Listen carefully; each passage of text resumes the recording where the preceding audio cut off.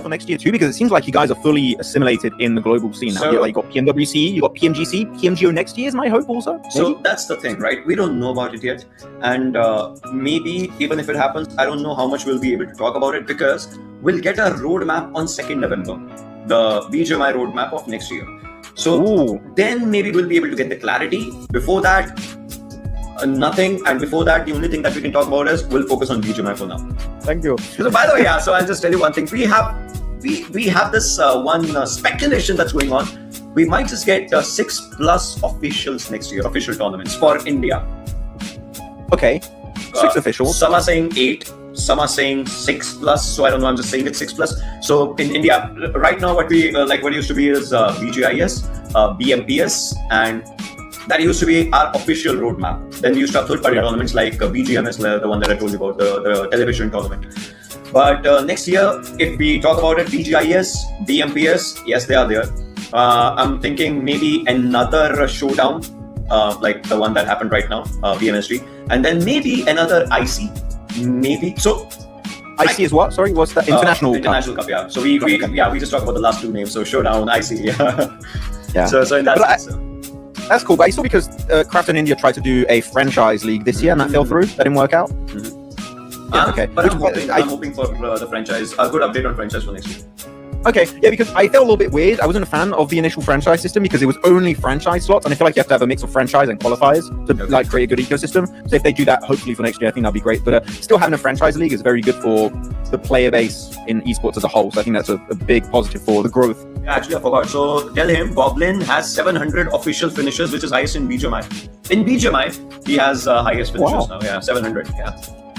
That's a good amount. And Johnny has 1,000 in career. Yeah, Jonathan has 1,000 in his career as well. Those numbers are insane, trust me. Yeah. So career includes PUBG Mobile and BGMI together. That's crazy. Yeah. Talking about Jonathan, Team GodL, but you did not follow the finale, right? No, I did not. I just saw they didn't make it and didn't qualify. Yeah. Mistakes were made. A couple of mistakes were made. Lux, what's your thought on GodL's new line? Yeah, do you know about the new lineup that they have now? So they changed players, right? Because they still have Amino and Jonathan, and they swapped the 2 other players. I forgot the name of Bump and Sin. Yeah. And I heard good things, but I don't. Espower and Manya. Manya is Souls. He was Souls IGL, and now he is with GodL. So Manya, as an individual, I tell you, Manya, his stats have been pretty incredible as well. Let me just pull up his stats for you. Also, Spower is joining, right? So wasn't there some? Because tell me if I'm crazy, Ocean. Wasn't he on GodL, then left GodL like this year, and then rejoined? Like, did that happen? I know that happened, but again, we don't talk about those things. What's past is in the past. I would just say, because see, what's past is in the past, because at the time, maybe the team did not feel like he's the right fit at that moment, but now they feel like he's the right fit, so they have him. And I have high hopes from him as an individual. But yeah, I mean, the chat is also saying he joined like 4th or 5th time. So yeah, I know.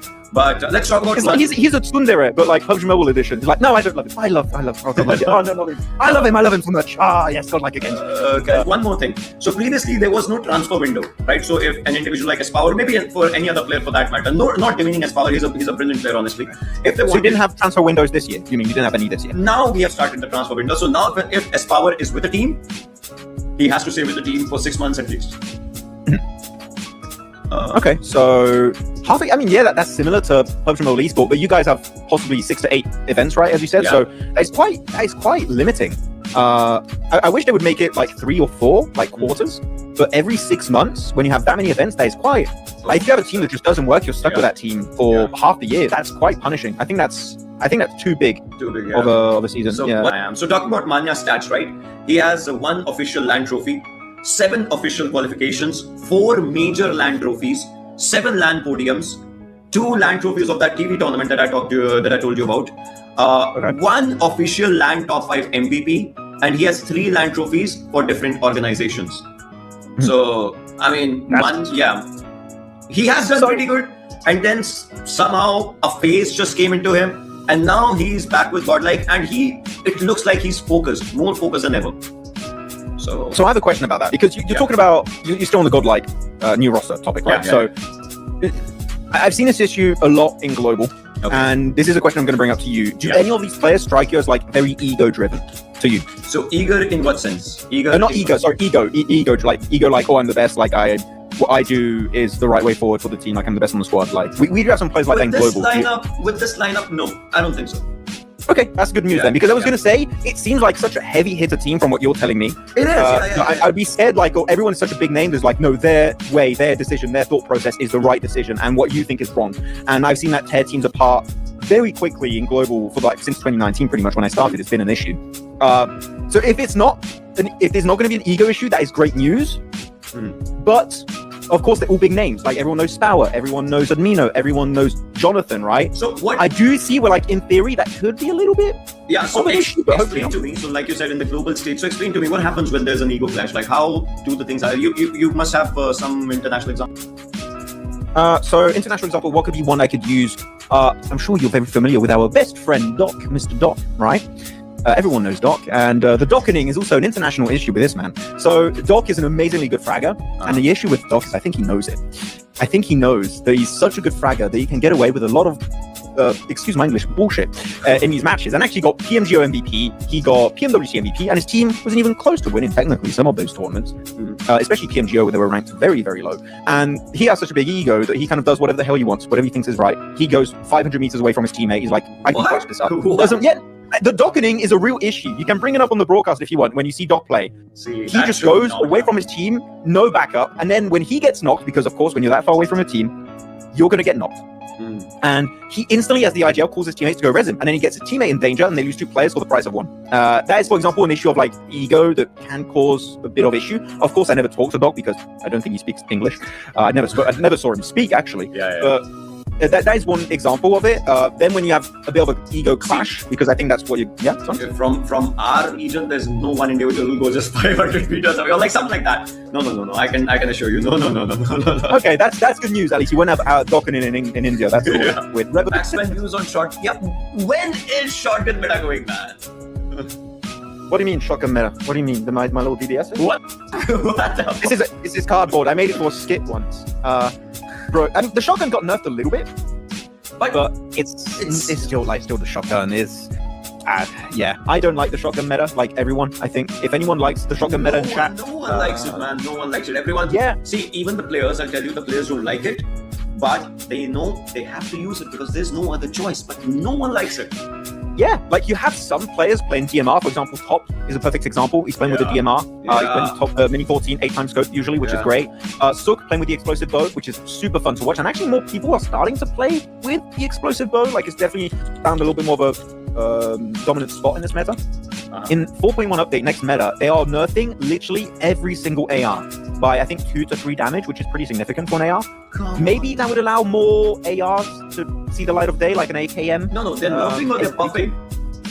Nerfing. But no, every AR next update is getting nerfed by about 2 to 3 damage on average. That means it's going lower class on damage, right? Yes, yeah. Of course, does that mean is that final? No, because it's just the first or second version of the beta currently, but every AR is being nerfed next update if they keep it as it is currently. So will that mean we see different ARs being played, maybe more SMGs, maybe more Mini 14s? I just want bolt action to be meta, man. I want bolt action snipers to one tap a tier 3 helmet. That's what I want. No. Bolt actions are good, but ARs, you cannot do this, man. You cannot do this. It's not final yet. Like AR meta starting 4.1 might be completely dead. Again, speculation based on the stats and everything. They're changing quite significantly. So just keep an eye out. Is the explosive bow used in India like quite significantly, or is it severely underused? Oh, you cannot see me, sorry. Yeah, very little, very little. Yeah. It is sometimes like once a day maybe you'll see a player using it. Okay. Yeah, once or twice a day you'll see it using it. So Shiraj is one of he's one of the players, Shiraj, and people. So you know how there's a Sook meta. Shiraj as a player. The Sook meta. Yeah, he has a reel by calling it the Thuk meta. So Thuk is spit in Hindi. Thuk. What? Yeah. So, yeah.